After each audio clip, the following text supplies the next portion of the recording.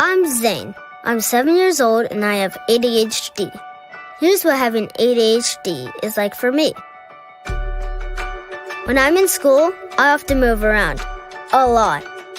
Even when everyone else is sitting down.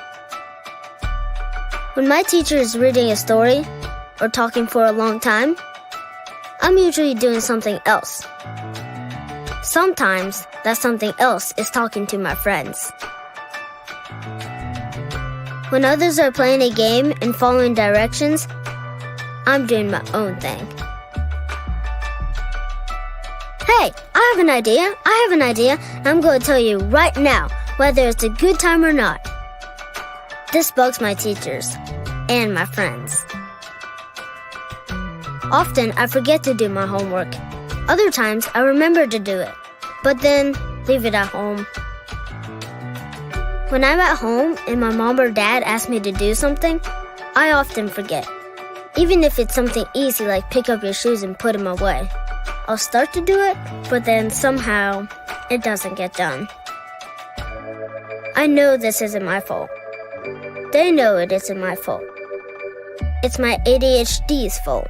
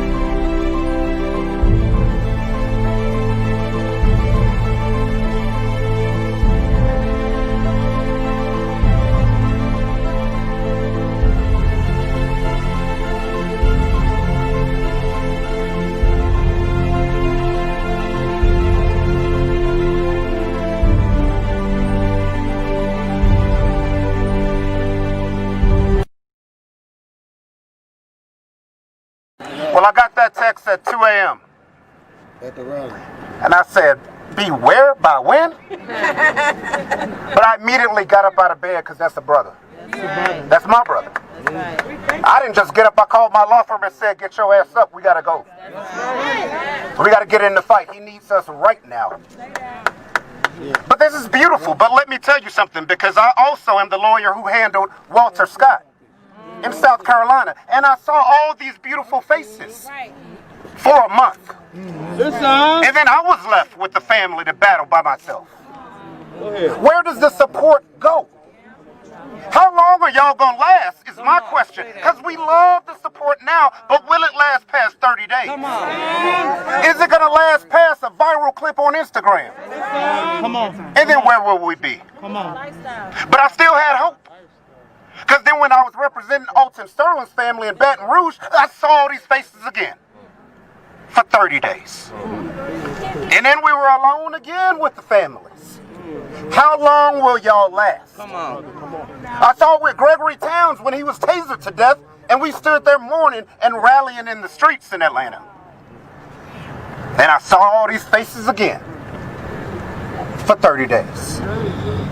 How long will y'all last? Because what you have to understand, what we're doing right now is more powerful than a brick. I've been in riots in Baton Rouge with the people trying to fight for power, and not a policy changes from a brick. Policies change from what you have right now, a vote and your dollar. That is what they fear. They don't fear you burning the building. They got insurance. They fear you standing brother to brother to brother without violence. That's what they fear. The policies allow for that facial expression of that officer. He had that expression because he knew there were no repercussions to his actions because his policies don't find violations. We asked, why were there 15 use of force violations? I've seen them. I have read millions of pages of police reports. It's because they don't investigate in internal affairs. I have found witnesses that they didn't go talk to. So that elbow led to a punch, led to a kick, led to a black man dead. Arbitration. It starts with excessive force of a punch or a kick, and it leads to today. So if we don't change the system of watching the policy violations, if we don't have citizen review boards, if we don't have people in office that care, because they're going to care right now for 30 days. And then the politicians are off to their next election. But right now, you have the power to make change. You have the power to do it.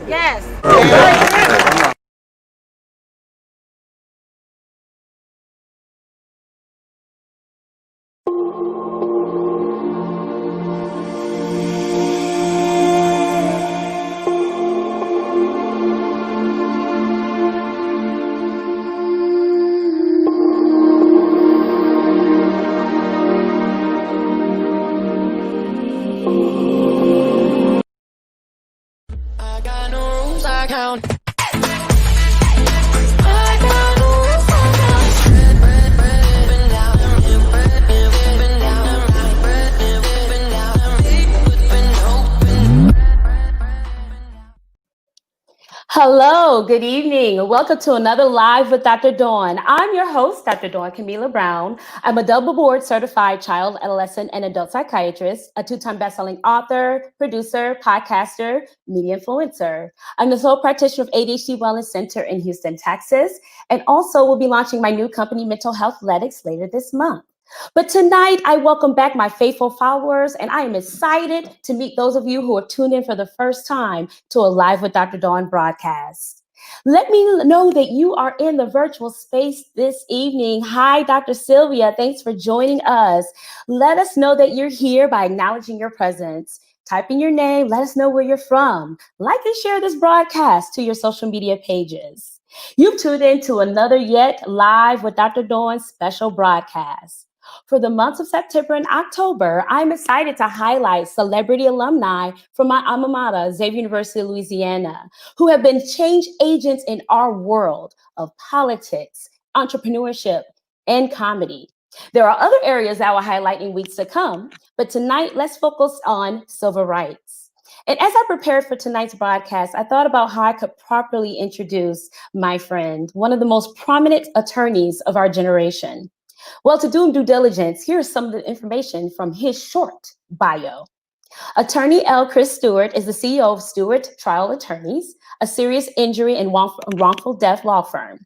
Chris handles a variety of cases, including wrongful death, civil rights, premises liability, mass torts, and sexual assaults. Chris has won numerous record-setting jury verdicts and has made United States history when he won the first $1 billion jury verdict for a rape victim. Chris is also recognized worldwide as one of the top civil rights lawyers of his generation, our generation. He has represented some of the most famous civil rights cases of the century that were captured on video, including Walter Scott, who was shot in the back on video by a police officer. The case settled for $6.5 million and the highest in South Carolina history. And the officer received a 20-year prison sentence. Chris also represented Alton Sterling, who was held down and killed on video by police in Baton Rouge. Other high-profile cases include Gregory Towns of Georgia, which led to a record settlement and 2 prison sentences for the officers involved. Chase Sherman of Florida, who was killed on video, which led to a record settlement, and DeAndre Phillips, who was shot on video by police, which is still in court. Attorney Stewart demands not just a monetary reward for his clients, but also policing reform to prevent further abuse. Attorney Stewart is one of the most decorated African-American lawyers in the country, having received the Julia Humble Civil Rights Award, the Wiley Branton Award for Leadership, the Outstanding Citizen Award for the state of Georgia, the Georgia Senate Outstanding Public Service Proclamation, the Pinnacle Leadership Award, the Georgia Legislative Black Caucus Chairman's Award, the Esquire Award, the R.E. Thomas Civil Rights Award, and the first and only African-American voted Attorney of the Year for the state of Georgia.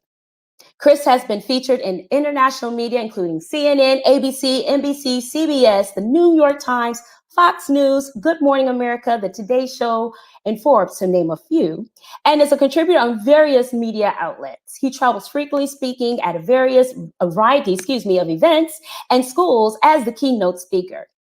Born and raised in Southwest Atlanta, Chris is extremely active in the Atlanta community and is also a board member of the historic Southern Center for Human Rights.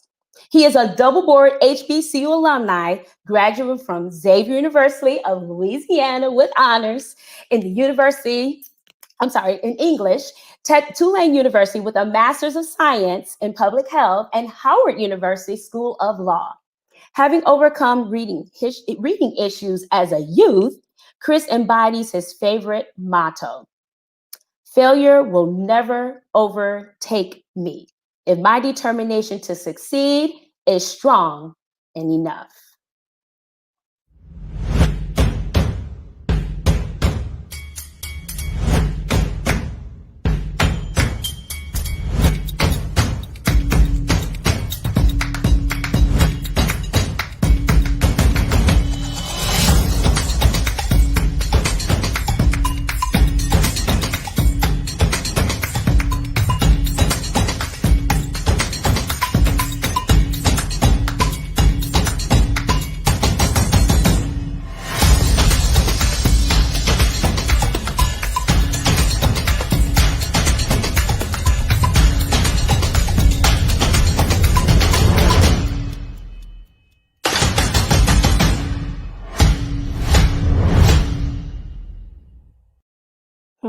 Listen, we all know that all Black lives matter we all know that all lives will matter once Black lives matter. And those among us who've taken these matters to the street, Chris Stewart has taken the matters to the court. Audience of Live with Dr. Dawn, let's go ahead and press that like button. Let me know you're here and show this man some love as I bring to you in the virtual space, Attorney Chris Stewart. Chris. Hey. What's up, friend? What's going on? Man, I mean, you are just a phenomenal being. Let's just put it that way, Chris. You're a phenomenal being. Thank you so much. It's an honor to have you here as a guest on my show. Thank you for being here. No, it's an honor. I can't watch like intros like that because it makes me like feel weird or squeamish. So I was like looking at my phone while that was going on. I don't even remember giving that. I remember that rally, but since I don't write anything, like when I rewatch it, it's like, oh, wow, I said that. Yeah. How is it for you to see yourself, and basically just speak to an audience when, they're disheartened, there's a lot of anger. I mean, how can you get in front of the audience and give a sense of hope for the future, for the moment? Well, I think that's the kind of the responsibility that you have, because I learned that probably the first time with Walter Scott, where, when we did that first press conference right after the video had come out, I knew every Black person in the country wanted to tear every city apart. Yeah. And I knew my words could either trigger that or calm it, like let it sort itself out. So I had to be very measured with what I was going to say, not, backing down or anything, but there's no reason to, which is my whole philosophy, there's no reason to say anything where more Black people are going to get arrested, possibly killed or injured, just because you want to get popular on social media or reblogged or be on more interviews. Like, I don't care about becoming the civil rights guy. I don't, give a crap about that. I got to do what's right. And so when I'm giving, like at that rally, I was serious. I mean, riots don't solve anything. They just don't.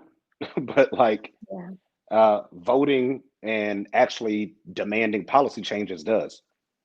That's right. So. That's right.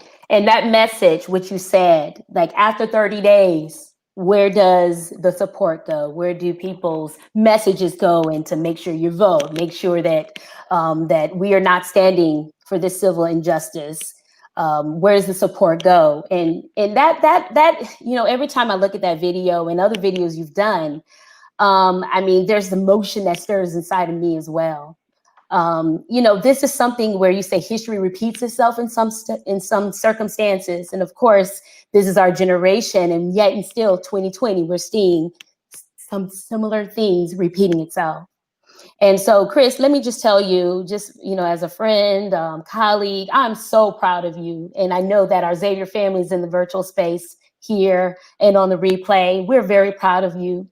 We're very proud of you for taking this leadership role and fighting for injustice, fighting for civil liberties and equity, equality. Thank you for having a voice for those who no longer have a voice. Thank you for having a voice for the families. Thank you for just never backing down. And we're praying for you, friend. This is like hilarious to hear because like, I know you and like, I know all our Xavier crew. Like I've known y'all 24 years and like, there's no way in the world even I would have pictured my ignorant self in college, like doing this, because like we used to be worried about getting back before curfew. Like this is just all hilarious. Like, how in the world did I end up here? Because this was not the game plan. And that's what we want to talk about. In my show, Chris, we get real. I mean, we're genuine. So you relax. You know what I'm saying? So I really want people to know like where you're from. We know you're from Atlanta. But how was it growing up in your household? Oh, you have all sisters. Yeah, Misha's on here. Yeah, I'm from Atlanta. I mean, all sisters, youngest boy. I mean, I think I've developed. Hey, everybody's on here. I think I developed. Well, I know I developed the arguing thing from being raised with my mom and all my sisters. My dad was like the referee. He was like the judge. My mom was like opposing counsel. And, as she'll tell you from birth, I like always had to say something back, like last word. And then of course I get smacked, but like, I just had to speak up.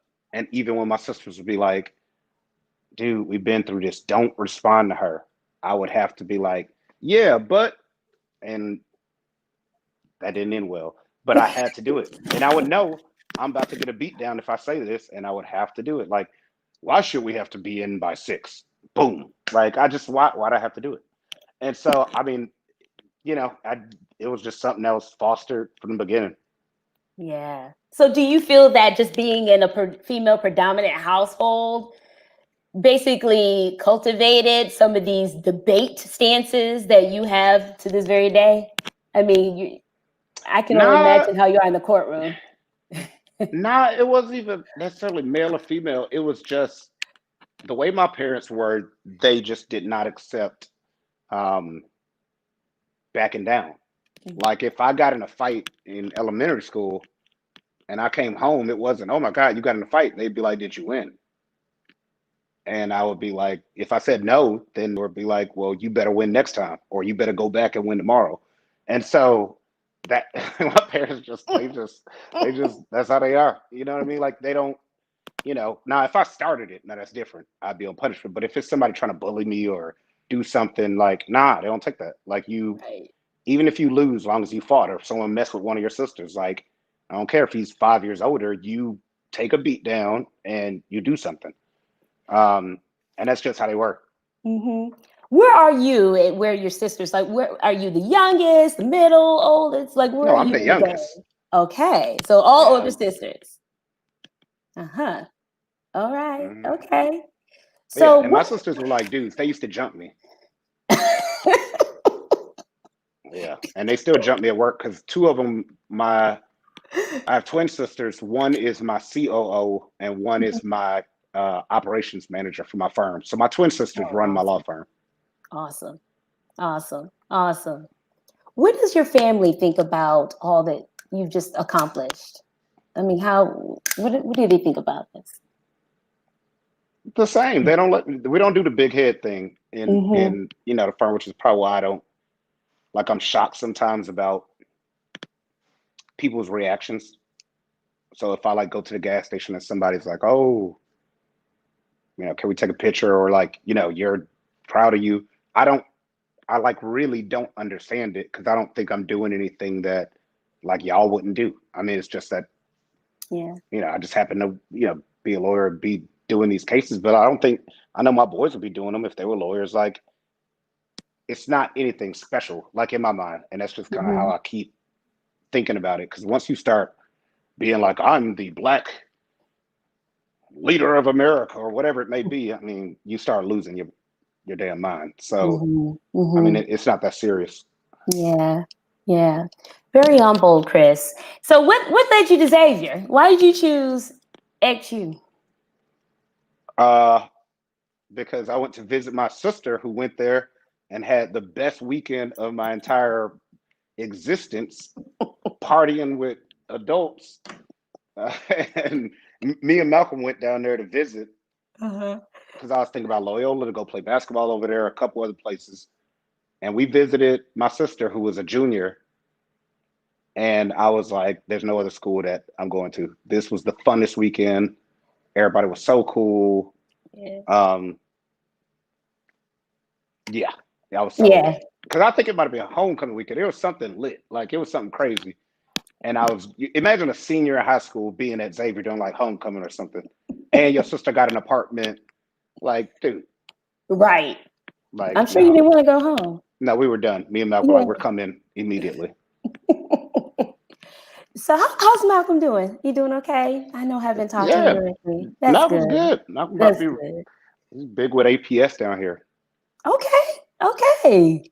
Good. I love to hear that. I knew he was well into photography and had seen some of his work. So that's good. And it's good you keep in touch with people that, you've known for a while. So I want to ask you this. Can you remember a fondest memory about Xavier? And it can be a funny moment. It could be a meaningful moment. Whatever you want to share. You can share a couple of moments if you Y'all already know. The yard on Fridays. Yes. Like, it was just, nobody went to class. Kids, if you're watching this, go to class. The yards on Friday before they changed it. I mean, that was like the spot. I mean, it was just fun. And then, for me, just, we used to just hanging in front of St. Mike's when we would be out there thinking that we were going to be rappers for like a career, and thinking we could actually rap and dance. Like, I mean, just hanging in front of St. Mike's in the yard on Fridays, like that was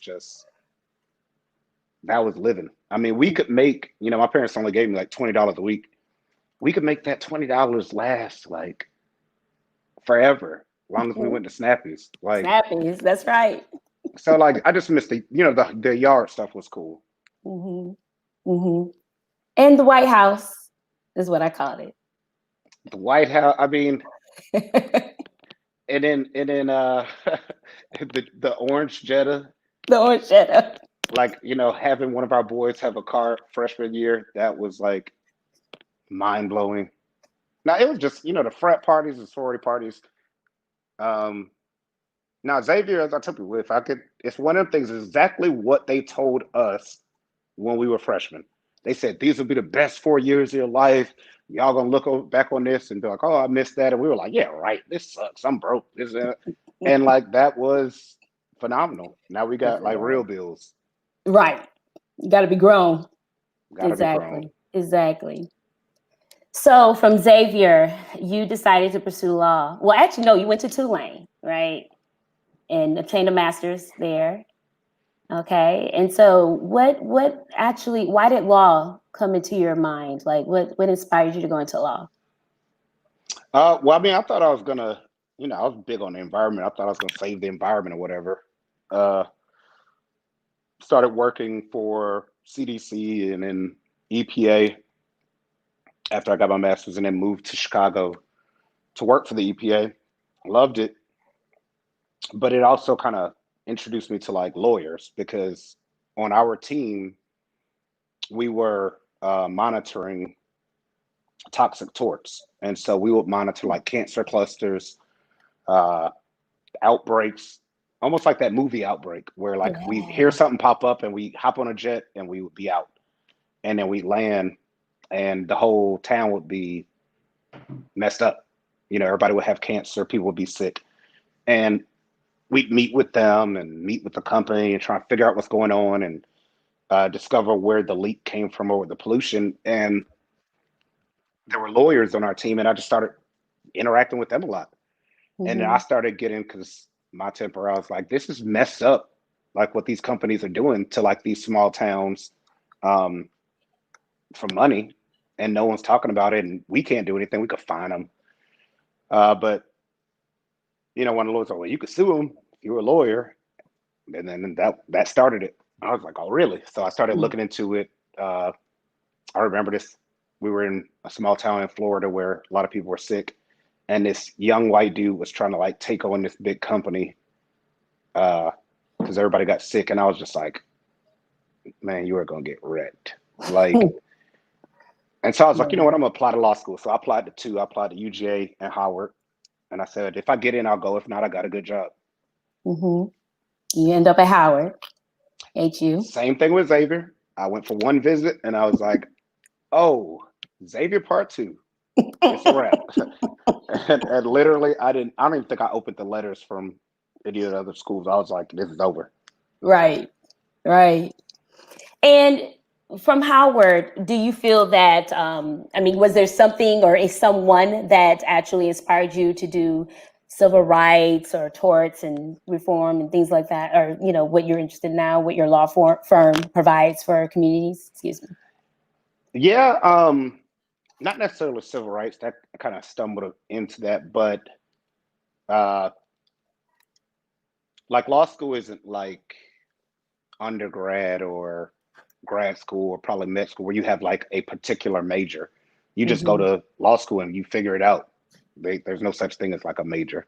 But I knew I wanted to be in court, and then I talked my way into an internship with Willie Gary, who was at that point like, the biggest, lawyer in the country.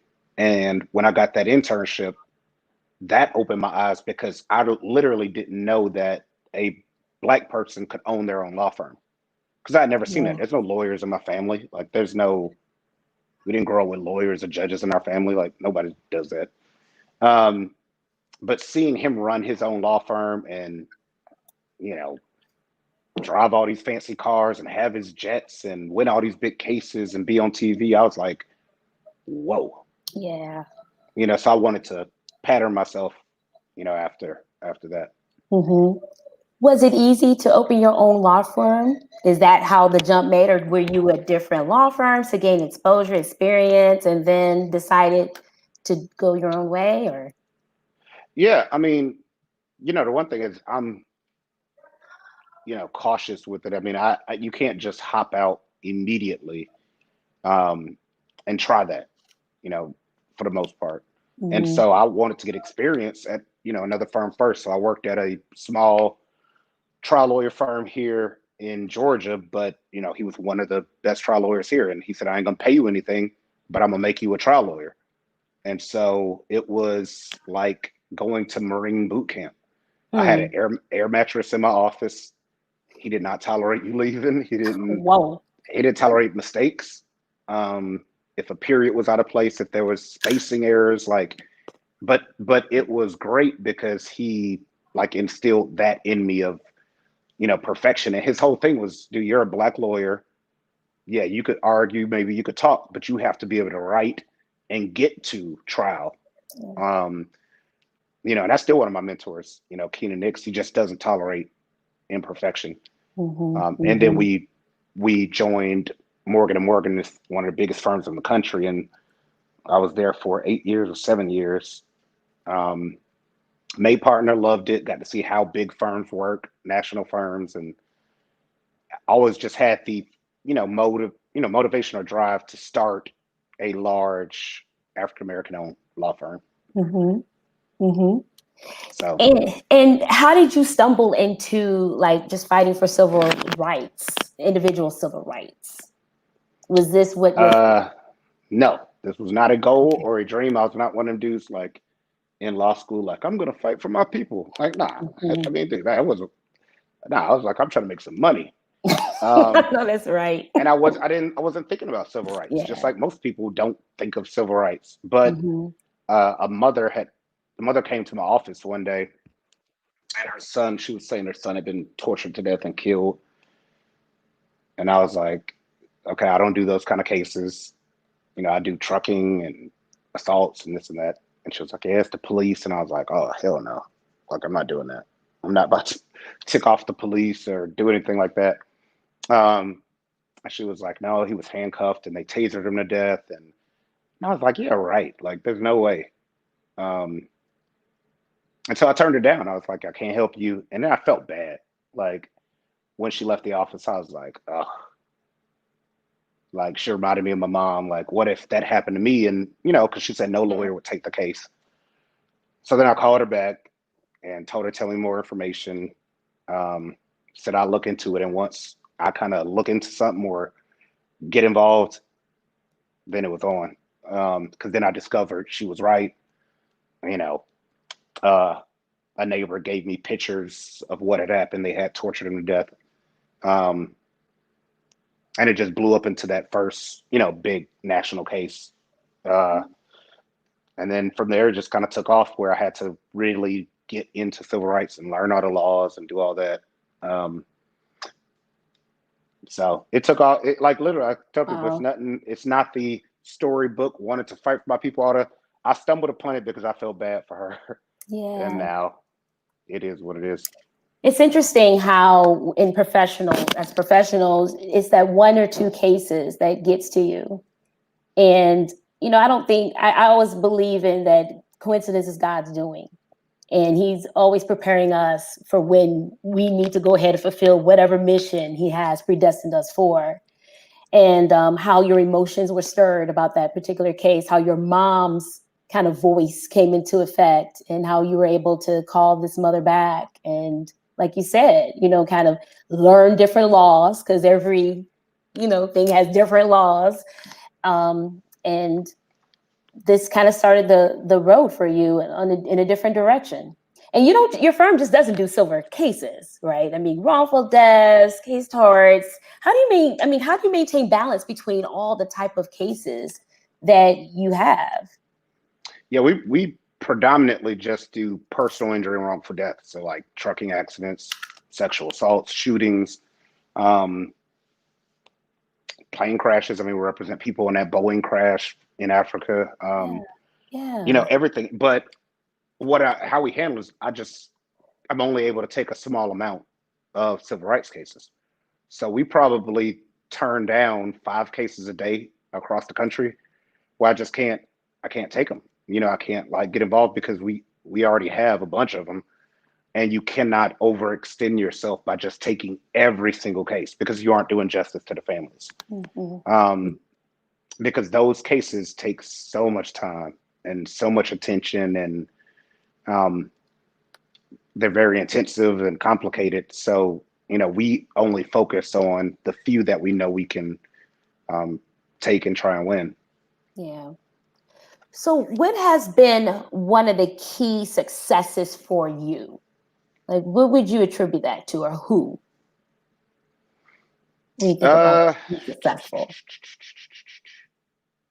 You can't worry about what other people think about you. Amen to that. I mean, that's the core thing that's gotten me to where I don't care, black, white, male, female. I don't really care what people think about me. Like, I mean, you want to be liked. It's a natural human reaction, but I know at the end of the day, my core squad, we still gonna be boys and girls. Like, that's gonna be my squad, and my family's still gonna be there. I don't really care if social media is popping or talking about me or TV. Like, that stuff doesn't matter. I mean, that's cool, and I can use it for a case to push a case, but I don't base my life on it. And so that allows you to make decisions to take one of these cases where as soon as you go on TV and say this cop killed somebody, you're going to be flooded with 200 emails saying F you stupid N-word, and all that crazy stuff. So like that stuff, it doesn't really even faze me because I don't read it or pay attention to it. So if you spend a lot of time making a fake page or saying crazy stuff about me, which a lot of people, I'm not reading it. So it's not being effective because I don't care. You know what I mean? Like I have to fight for this family, this person, expose what this officer did. Same thing with Black people. I mean, like there's other people that as you're climbing or as you're starting your firm will hate and try and tear you down or talk, about you. And I don't care. I mean, unless you're gonna pay my bills next month, which I wish you would, then I'll start caring. But like you can't worry about whether people think, and that's what a problem with the younger generation is. Their whole life is on likes and cares about what other people think that don't even know you. Right. Yes. There's interesting, I think it's called the Social Media Project that just came out on Netflix. That's really good.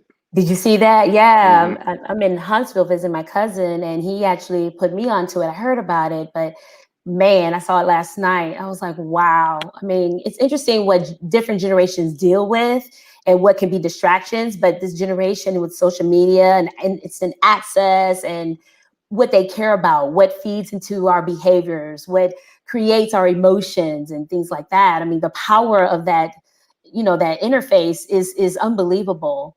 And so you see it everywhere though, and it can be good. So when you're talking about you, Chris, and as far as some of the cases that you've served, and where there's video footage that was able to actually go in your favor in fighting for a family and their their family member who was murdered, it helped, right? Yeah, it helped.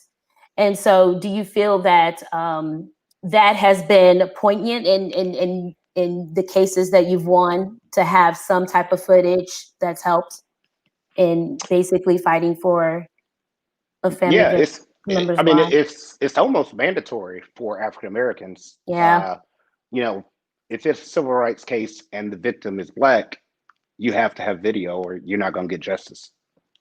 And that's sad. That's why I said it's video. It's justice by video for African Americans for the most part, because the video will be the truth. It'll contradict what the officer says happened, because you have to understand. I mean, just tell people, just always use common sense.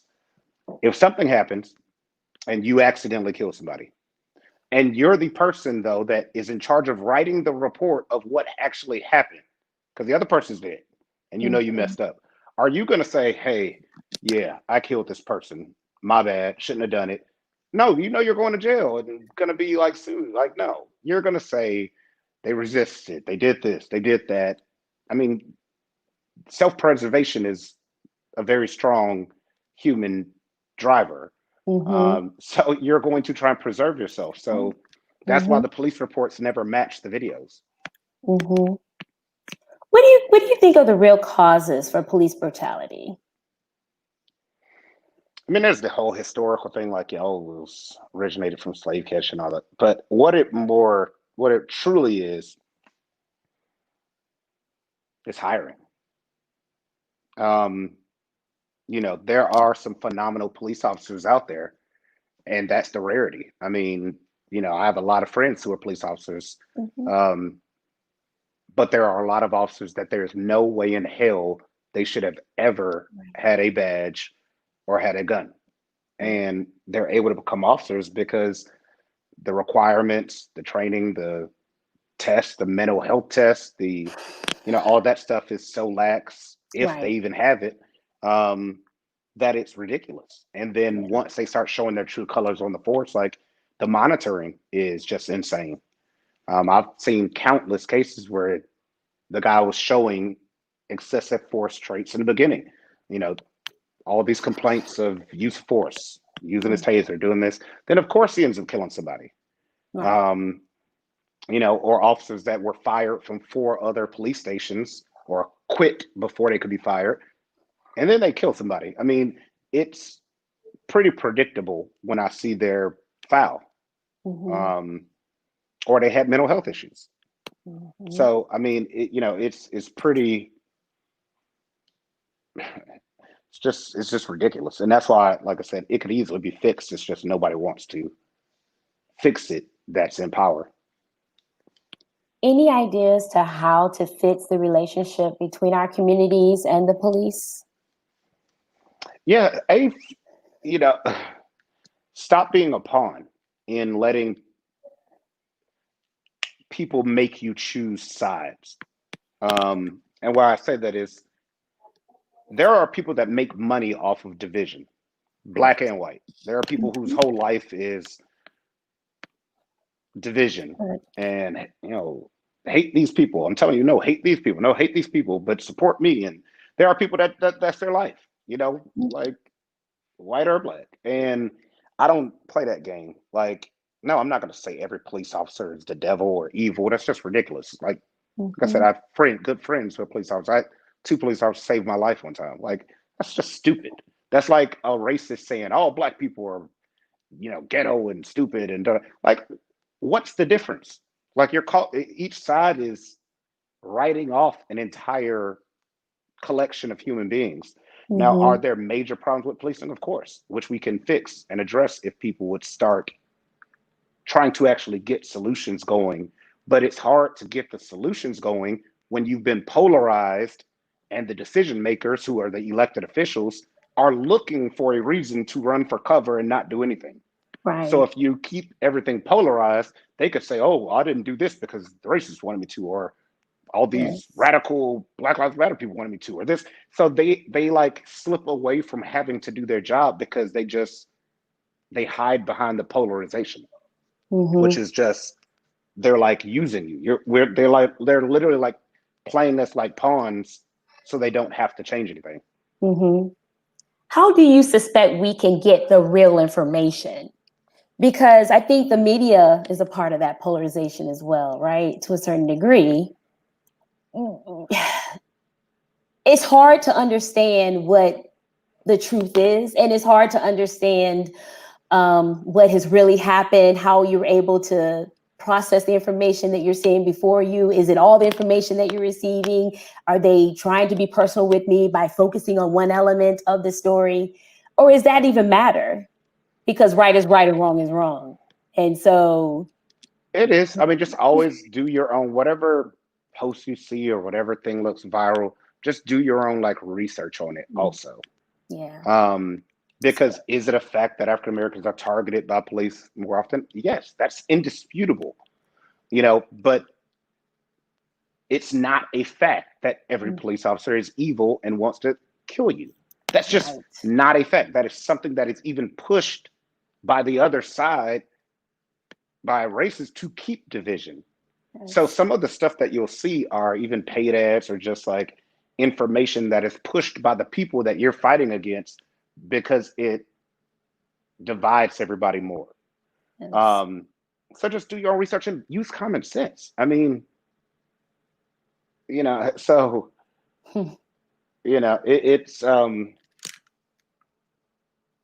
it's simple but complicated because, as I said, there's a lot at stake for a lot of people who have power, people who have money, in division. What our world runs on. Yeah, division is more popular than peace. Exactly. You ever look at a video on Instagram where somebody's getting jumped, or somebody's, some reality thing is like where the person's going crazy in the store or snapping on somebody, than you would if they're like, hey, look at this community service project with this 2 gangs coming together being peaceful. That's right. You'll be like, oh, that's boring. Yes. And, I'll put the biology in that, with me loving the brain, it actually gets our brain going. That dopamine surge is released whenever we're seeing violence, conflict, division. The dopamine surge just overwhelms. And that's the kind of our reward pathway, believe it or not. So our minds, our brains, our thoughts are attracted to those type of stories. And that's why probably the news media, the first 8 cases or the 8 news stories are about violence, murder, robbery, it's the same thing that people do with social media. I mean, we'll study my posts and the posts that are positive, which most are, do so much worse than the ones where if I show a clip of a shooting or repost something from some Black person being attacked or sexual assault victim, it's insanity. Yeah. But that's what, and I get it. But I mean, I understand the game. That's what sells. Mm-hmm. Chris, how are you able to protect your mental health? How are you able to deal with your emotions when you're going into a case, just like that mother you first met, the first silver case you had? How are you able to keep things separate or manage it to where it doesn't interfere? Or do you use that to motivate you? Well, I mean, I was born crazy, so that already, no, I mean, you got to compartmentalize, and that's something my mentor taught me early. Is you got to try and compartmentalize, so you can't necessarily just live with something constantly, because and that's where I mean, yeah, I want to fight for civil rights and all that, but I also want to stop a lot of the nonsense of violence that goes on in communities, because for instance, a couple weeks ago, we're fighting or talking about this big civil rights case on TV, but that same week I met with 2 Black mothers whose child had been killed at apartment complexes from random violence. Their daughter, well, actually, one of them survived. She is paralyzed from the waist down. Just walking out of her apartment, caught a stray bullet. And, we sue apartment complexes in the inner city for not having security guards and proper security. And it was just, those stories didn't make TV. You know what I mean? Because no one cares. Like, no one cares about those 2 Black people that got shot. Like, and it's just mind blowing that, all right, well, we're talking about this and we're fighting for this, but no one cares about what's really going on. So we're fighting 2 battles at the same time. Yeah. And I can talk about both. I can talk about civil rights and I can talk about ending, random violence. Yeah. So,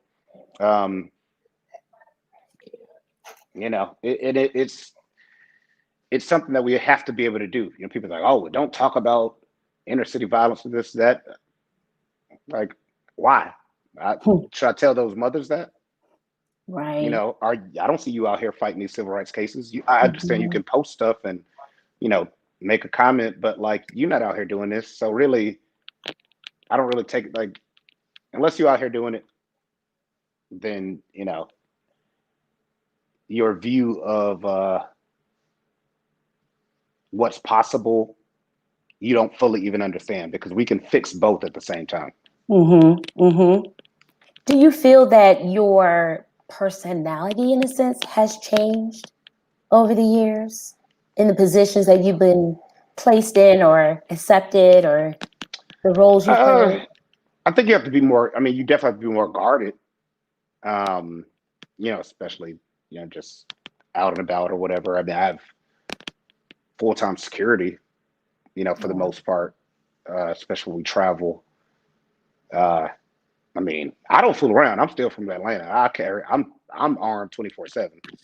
I don't care if I'm going to the gym, so, you just have to be careful about, that kind of stuff. I have a counter intelligence social media and internet team, which monitors anything and every crazy comment or whatever someone says, which is crazy that I had to even hire a company to do that. So like, people think that you can make a fake account and say something. My dudes see who you are. Like, I could find, like, they find you if we want. So you have to protect yourself. So you just have to be, more careful and understand the weight of stuff you say. Yeah. But do you feel that you've had to harden your personality? Or I don't know how to. Nah, I'm still just like silly as I was back then, which even, like my team would be like, dude, stop posting so many jokes. And I'm like, No. It's a Like, mature no, it's defense. just Yeah, it's a no. mature defense. You So know, and I've yeah. tried so hard not to curse during this because I just naturally curse in conversations, but I know Mhm. I'm on Facebook Live, so I get in trouble.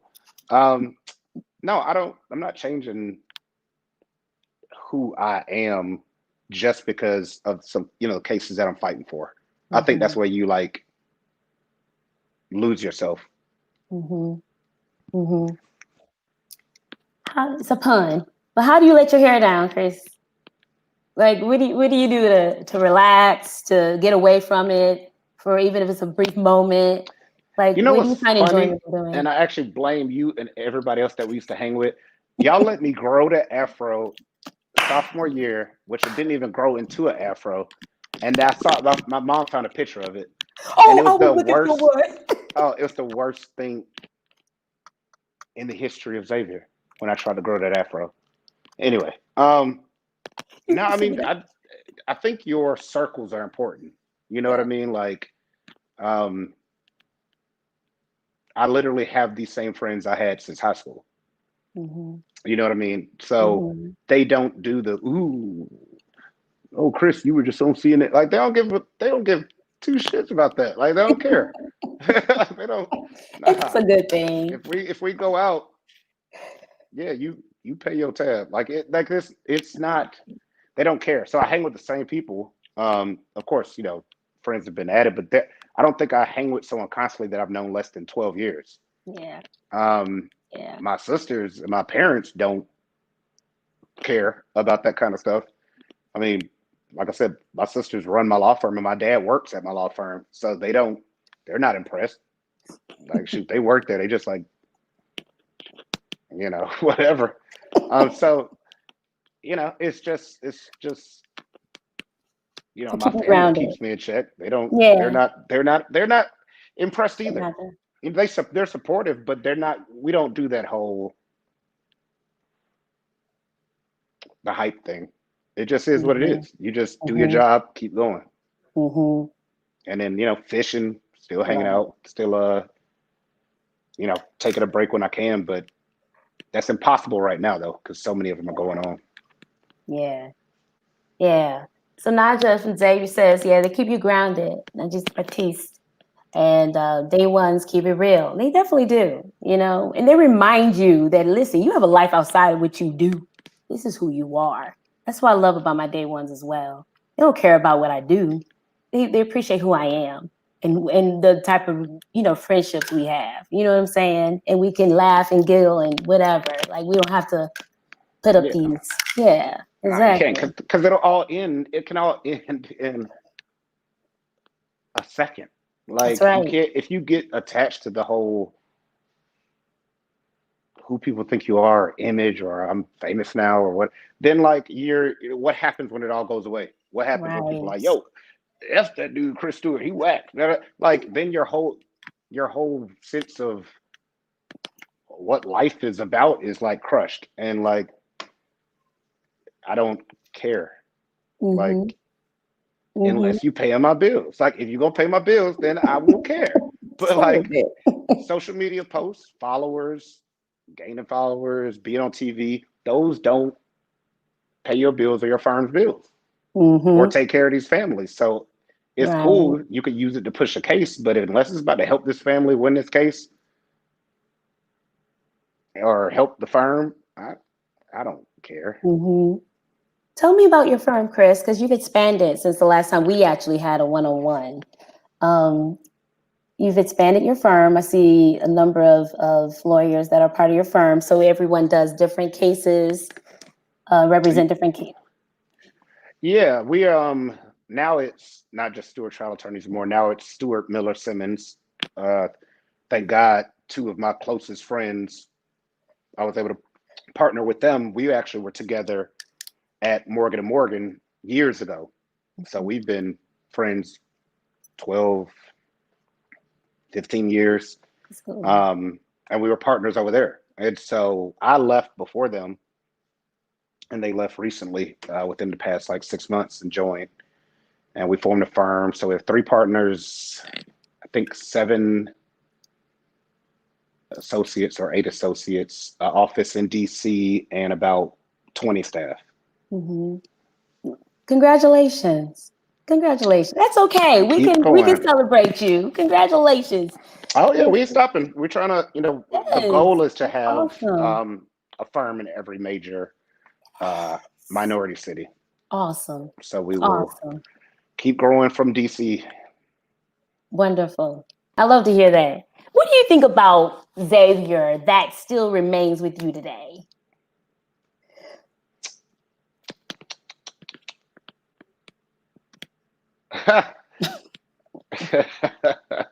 Oh man, Xavier was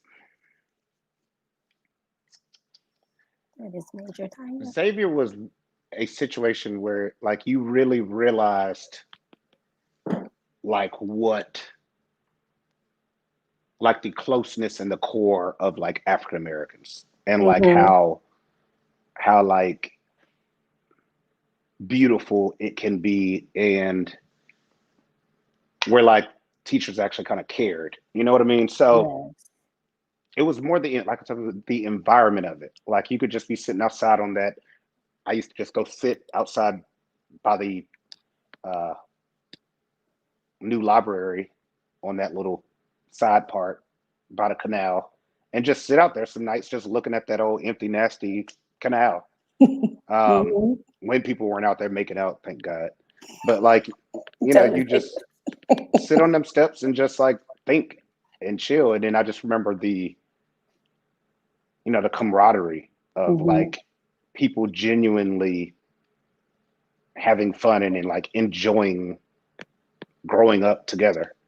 And so that reminds you a lot, even now, like what you're fighting for is when they try and make it like, oh, young African American, males or females are this or that.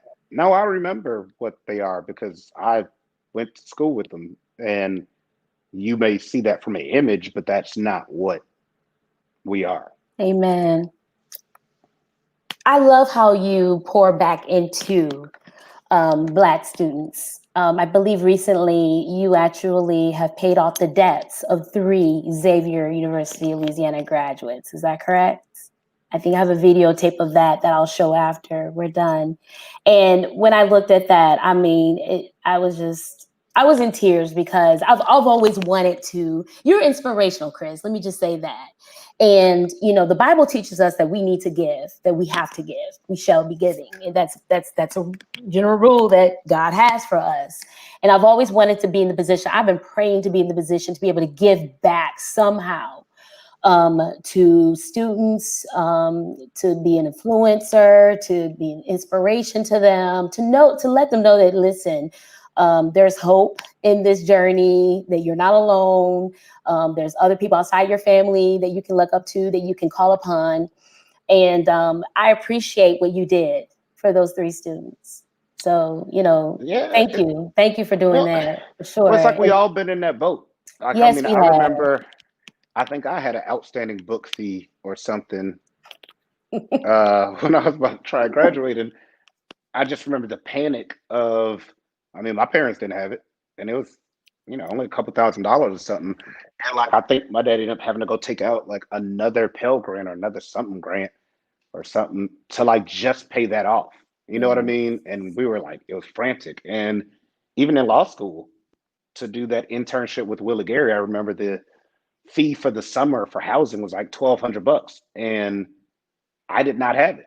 And like literally, my parents did not have an extra just $1,200. And I had to get it. You know what I mean? Like I had to borrow it from a friend, actually. And I'll be honest, I had to get it from an ex.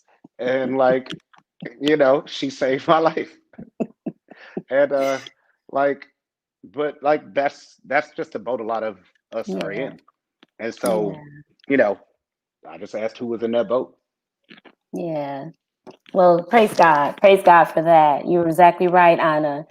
Chris, listen, it's this time always goes by so fast. I didn't really even get to like the nitty gritty of things. And I've been looking for some pictures of us back in the day. No Carrollton Park. I got some of them. I just haven't found them yet. Yeah, y'all better send me any Carrollton Park partying pictures.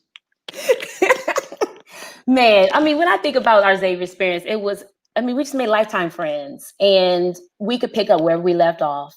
And that's what I love about us. We're in almost every city. You know, when you mention you from Xavier, they whoever you're speaking to, either they went to Xavier or they know somebody who did. Our connection is strong. Our bond is tight, and man, I mean, we just want to celebrate you tonight, Chris. Thank you so much for coming on. Thank you for being part of the definition of excellence. And we can celebrate you. I know you're humble at heart. I know your heart, Chris. But I also feel that it's important for us to celebrate the people that fight for us as well. That's important for our kids to see you, because many want to be like you. And so it's good to understand. They don't want this. I'm trying to be serious here. They don't want this. But no, I appreciate it. I appreciate you inviting me on. Oh, thank you. Thank you so much. Thank you. Is there any parting words that you would like to share? Any thoughts at all? It's you. It's you, baby. It's you. It's you always rocks the house. Thanks again, Chris. Appreciate you, bro. Appreciate you. All right. So everybody, thank you so much. Please share this with everyone you know. Make sure that they see this. It's important to highlight Xavier excellence. It's important to highlight Black excellence, okay? And again, I'm committed to doing that this month and next month. I want to share with you some of my dearest friends that I attended school with, or they went to my school in some way. We connected, generally after, but just wanted to highlight excellence in a time like this. I think it's important for our kids to see. I think it's important for us as adults to see that we can continue a tradition of what Shante calls 𝗃𝗏𝗄 magic. That's right. 𝗃𝗏𝗄 is a family. And we thank you so much for joining us tonight, y'all. Don't forget to share this, okay, with everybody you know. And thank you again for coming for another Live with Dr. Dawn. And I look forward to seeing you next week. Same time, same place. Stay tuned. Thanks again. Y'all have a good night.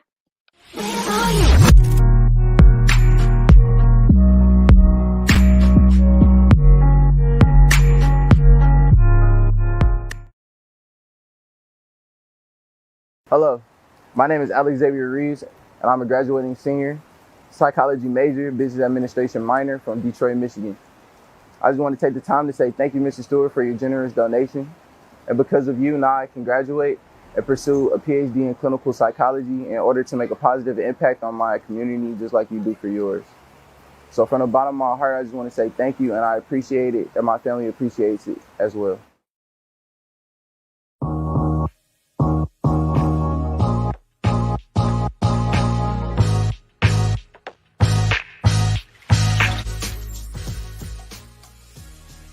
Time was now. Because even after graduation, you're going to be tempted to wait to help your community. And I also know the fears and worries of seeing graduation on the horizon, but I may have outstanding tuition. And that's a worry that all of us had to face. But for the four of you, I just want you to know that my law firm has wiped out all of your outstanding tuition debt.